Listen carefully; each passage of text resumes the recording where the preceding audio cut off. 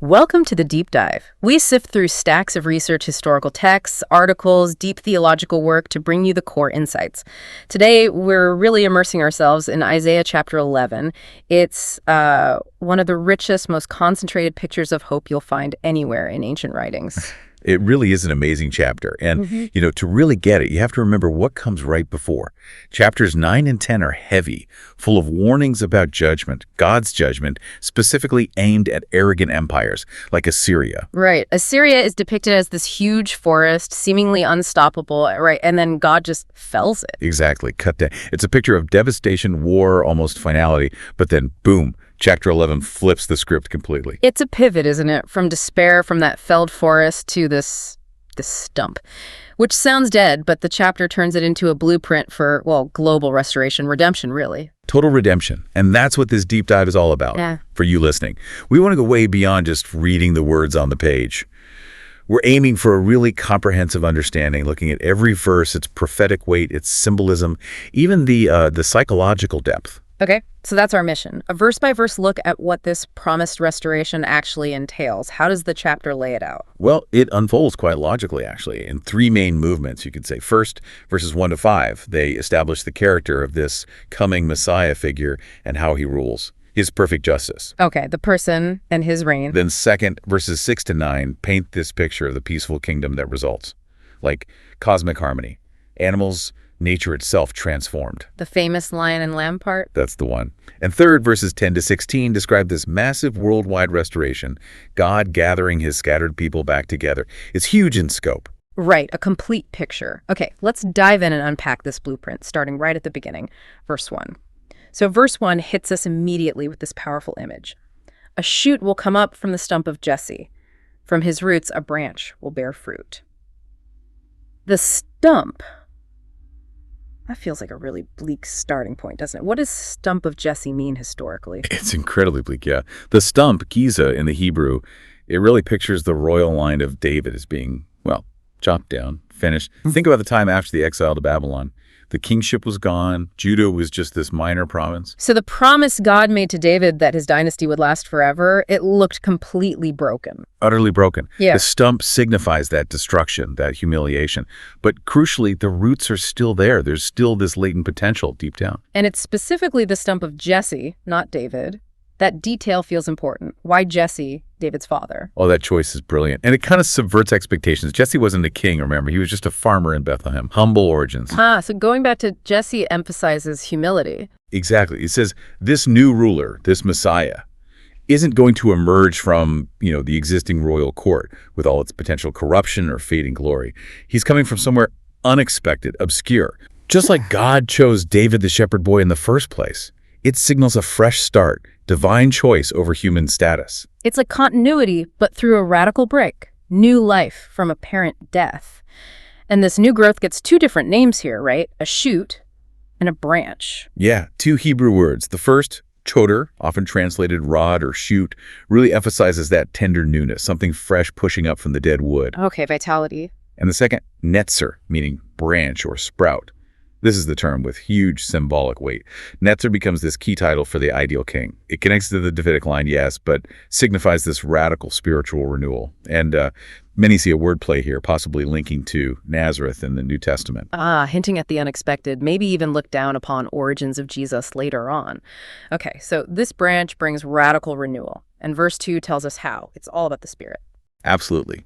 Verse 2 is like the spiritual DNA of this ruler. It says, the Spirit of the Lord will rest on him. The Hebrew word nuach means to settle, to abide permanently. That's key. How is that different from other leaders in the Old Testament? Didn't the Spirit empower others? Well, yes, but often temporarily for specific tasks. Think of the judges, or even Saul.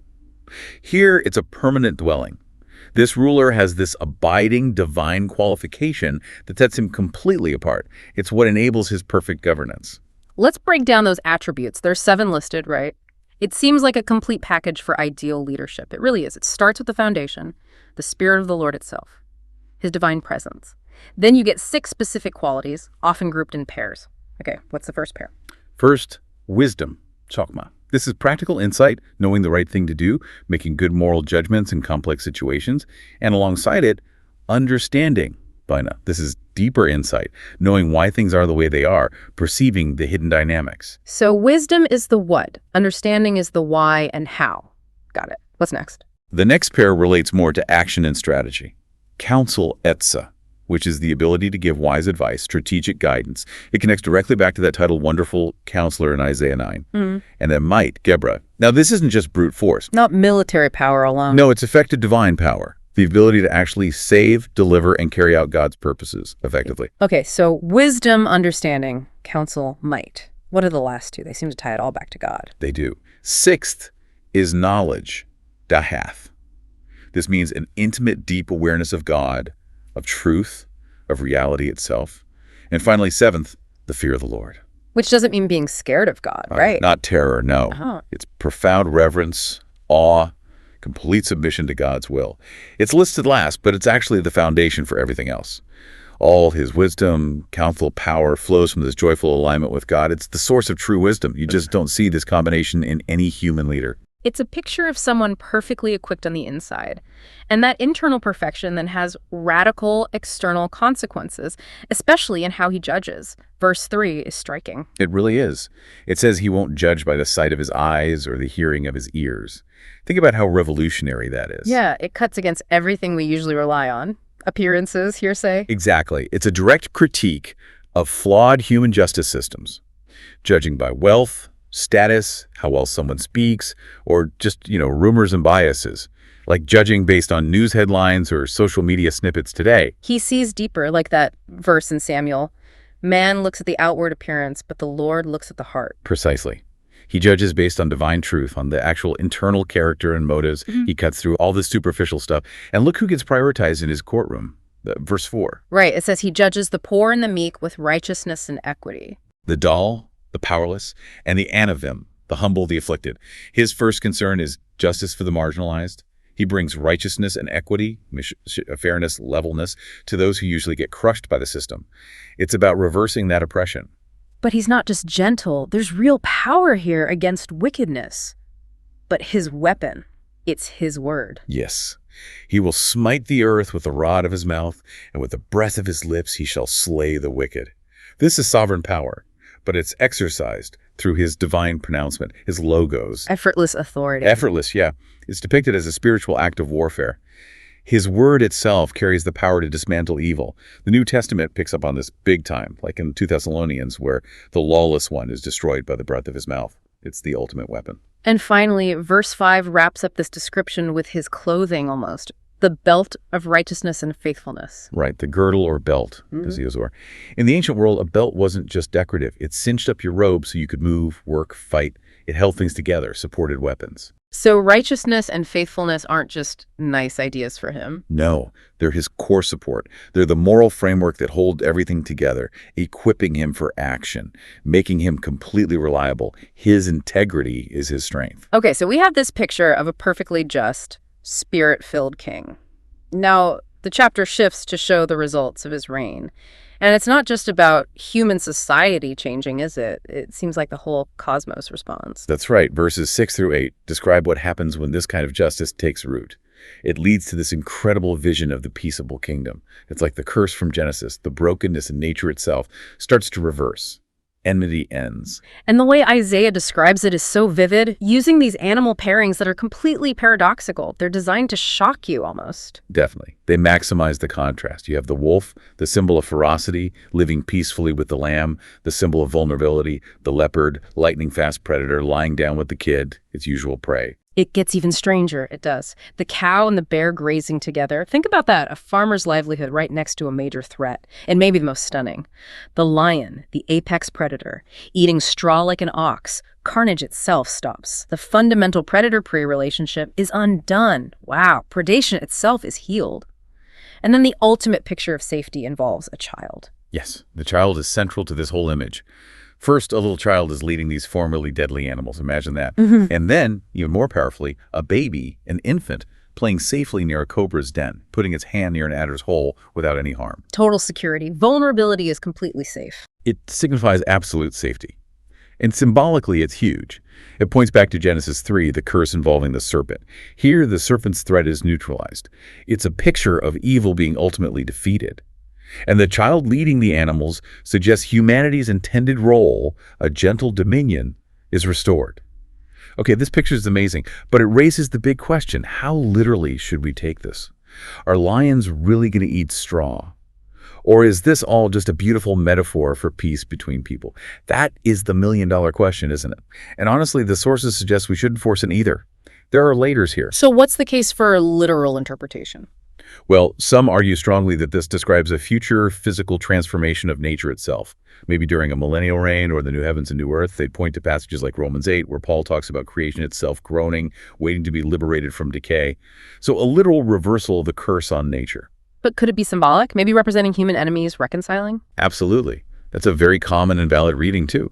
The wolf could represent violent oppressors, the lamb, the oppressed. The leopard, maybe cunning rulers, the kid, the innocent populace. So it becomes a powerful metaphor for the end of all human hostilities between nations, social classes, maybe even Jews and Gentiles, finding peace together in the Messiah. And maybe even an internal peace. Yes. The psychological or spiritual layer is important too. It could symbolize the transformation of our own inner predatory instincts. Greed, aggression, fear. These are subdued by the work of the Spirit within individuals. So internal peace mirroring the external harmony. The imagery is so physical and visceral because the peace it describes is meant to be that total external, internal, cosmic. It really speaks to that deep human longing for safety, for an end to fear and conflict, doesn't it? And verse 9 gives the reason why all this becomes possible. What's the key? The key is knowledge. Verse 9 says, "They shall not hurt or destroy in all my holy mountain, for the earth shall be full of the knowledge of the Lord as the waters cover the sea." The knowledge of the Lord, not just facts about God, right? No, much deeper. The Hebrew word dat implies intimate relational knowledge, experiential knowledge. It's this deep awareness of God's character, his ways, his love, his justice that completely saturates the planet, like water covering the seabed, totally comprehensive. And that's what brings the peace. How does knowing God stop lions from eating lambs or people from hurting each other? Well, think about the root of violence and destruction. Often it's ignorance, fear, idolatry, selfishness, a fundamental misunderstanding of reality and our place in it.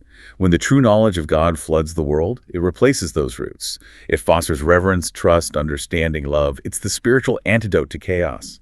And notice, it says this happens on my holy mountain, but then connects it to the whole earth. So the influence of Zion, God's dwelling place, expands to cover everything. Exactly. It's universal. God's peaceful, righteous rule isn't confined. It becomes the global reality. Okay, so this piece is global. And the third section of the chapter really hammers home that universal scope. Verse 10 introduces the Messiah figure again, but now as a focal point for the whole world. Yes, here he's called the root of Jesse, Sheresh Yeshai, connecting back to verse 1. But now he's standing tall as a banner, a signal, a rallying point. The Hebrew word is nes. And crucially, it's a banner for the peoples, goyim, the nations, the Gentiles. So explicitly not just for Israel. Explicitly global. It says the nations will rally to him, they'll seek him out, inquire of him, and his resting place, maybe his kingdom or presence, will be glorious. It offers rest and peace to everyone who comes. This verse becomes really important later on in the New Testament, doesn't it? Hugely important. Paul quotes Isaiah 11.10 directly in Romans 15. He uses it as key evidence, justification really, for including the Gentiles in God's salvation plan through Jesus Christ. It shows the Messiah was always intended to be a light for all nations, not just Israel. So this global gathering includes the Gentiles, but also involves a massive return of Israel itself, right? A kind of second Exodus. Exactly. Verse 11 says, God will reach out his hand a second time to reclaim the remnant of his people. The first time is the Exodus from Egypt, the foundational event. But the second time is different. It's bigger, more comprehensive. The first Exodus was from one place, Egypt. The second Exodus involves gathering the scattered people from all over the known world, from centuries of exile and dispersion due to Assyria, Babylon, and others. And the list of places in verse 11 really emphasizes that worldwide scope. It really does. He lists Assyria and Egypt, both Lower and Upper Egypt, Pathros, Cush, which is Ethiopia south of Egypt, Elam, east near Persia, Shinar, that's Babylonia, Hamath, north in Syria, and even the islands or distant coastlands of the sea. Basically everywhere they could have been scattered, north, south, east, west, near or far. Precisely. It covers all points of the compass, showing the totality of the dispersion, but also the totality of God's power to bring them back. No corner of the earth is beyond his reach. And just like the first Exodus involved miracles parting the Red Sea, this second Exodus also involves God overcoming huge natural barriers. Yes, the typology is very strong. Verse 15 says God will utterly destroy, or maybe put under a ban, or even dry up, the tongue of the Egyptian sea. This probably refers to the Gulf of Suez, part of the Red Sea, making a way through the water, just like before. Okay, that's the western barrier. What about the east? For the east, verse 15 says, he will wave his hand over the river, that's the Euphrates, the massive river defining Mesopotamia with a scorching wind. And you'll strike it into 7 streams, 7 easily crossable channels, so people can cross in sandals or dry shod. Wow, dividing the mighty Euphrates, the symbol of enemy empires, into 7 little streams you can just walk across. That's a powerful image of God removing obstacles. It totally is. It signifies the breaking down of all barriers, political and geographical, that kept them in exile. And verse 16 sums it up. There will be a highway, Messilah, for the remnant returning from Assyria, just like there was for Israel coming out of Egypt. A safe, divinely prepared road home, a secure covenant corridor. It really emphasizes God's direct intervention and care. But before they settle, there's an internal issue that needs fixing. Verses 13 and 14 address the old conflict within Israel itself. Right, the long-standing bitter rivalry between the northern kingdom, often represented by Ephraim, its leading tribe, and the southern kingdom of Judah. That division had plagued them for centuries. Yet under this Messiah, that ends. Completely. Verse 13 says, the envy of Ephraim shall depart, and the hostility of Judah shall be cut off. Ephraim won't be jealous of Judah, and Judah won't harass Ephraim anymore. It's a picture of profound internal healing, political and tribal reconciliation. Deep social unity restored. And what happens once they're united? They seem to act together against external enemies. Yes, verse 14 shows them acting as one unified force. No longer rivals, but blood brothers united, as one source puts it. They swoop down on Philistia to the west, they plunder the peoples to the east, like the Bedouin tribes, and they take control of their traditional enemies across the Jordan. Edom, Moab, and Ammon. So internal unity leads to external strength and security. It establishes their place under the Messiah's rule. Exactly. It completes the picture, a gathered, unified, secure people under a righteous king living in a transformed world. Okay, we've walked through the chapter verse by verse. Now let's pull back and do that deeper analysis, looking at the layers of meaning. This chapter is so dense with symbolism and connections. Let's start with those recurring metaphors and typologies. Yeah, they're structurally crucial. The stump and shoot metaphor is central, obviously.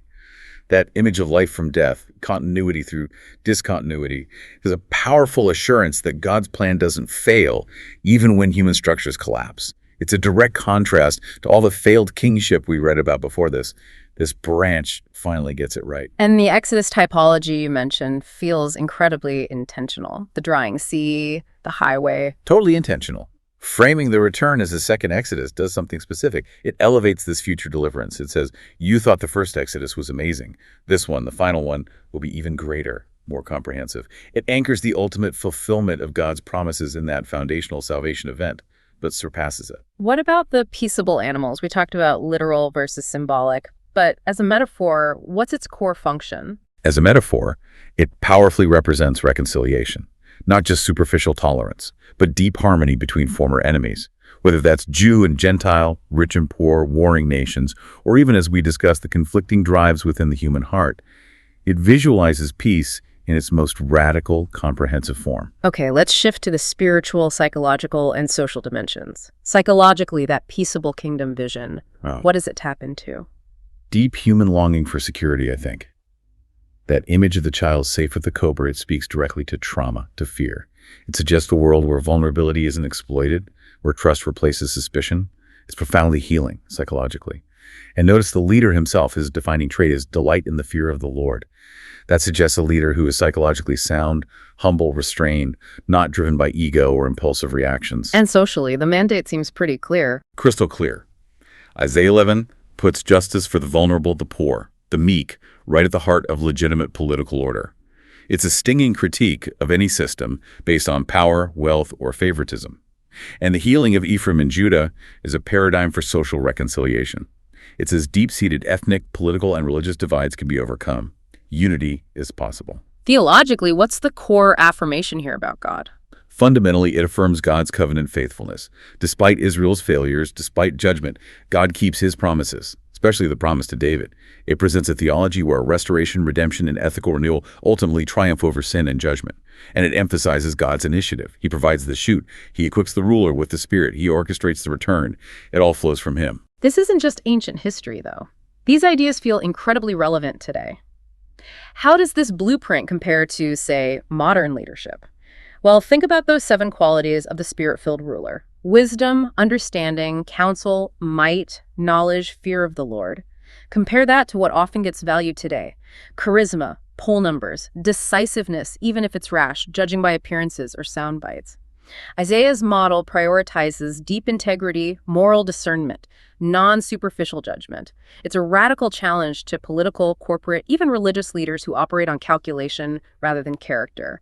And the focus on equity for the poor and meek. That speaks directly to modern justice issues. Absolutely. His commitment to judging the dull and Anavim with equity resonates strongly with modern movements for restorative justice, legal reform, and challenging systemic inequality. It critiques justice systems focused purely on retribution or those biased towards the powerful, advocating instead for systems that actively uplift the marginalized. The Ephraim-Judah reconciliation also feels timely. Incredibly so. In a world fractured by ethnic conflict, political polarization, racial tension, religious strife, the vision of Ephraim and Judah healing their centuries-old bitterness offers profound hope.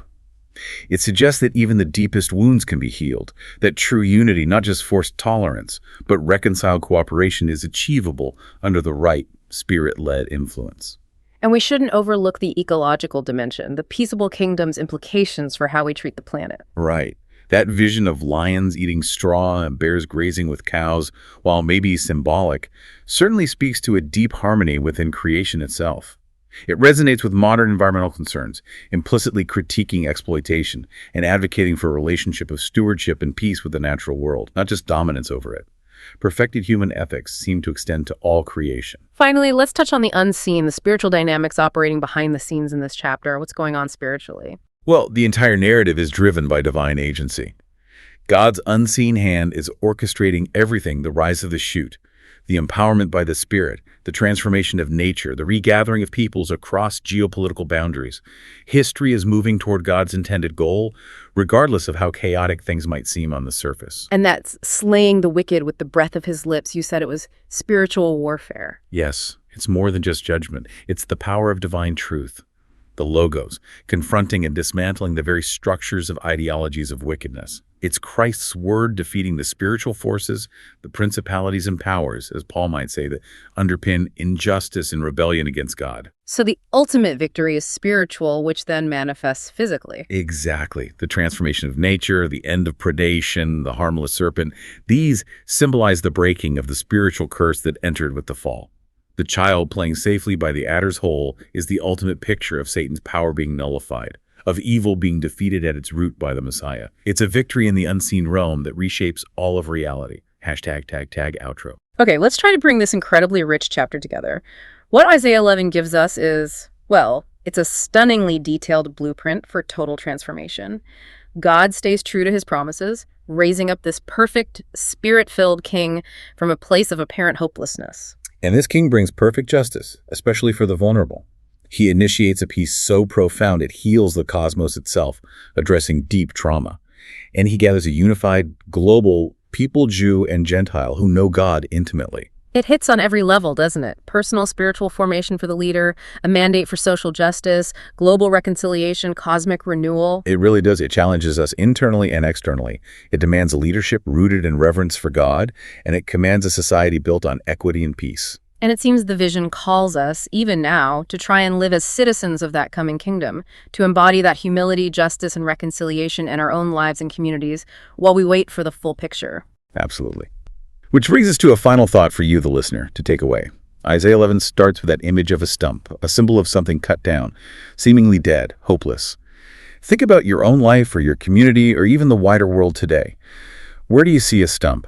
What situation looks finished, forgotten, beyond repair? The challenge and the hope of Isaiah 11 is that God specializes in bringing life from death. He can bring a new, vital shoot of hope from the most unlikely, unexpected, seemingly desolate places. Where might that shoot be waiting to emerge in your world?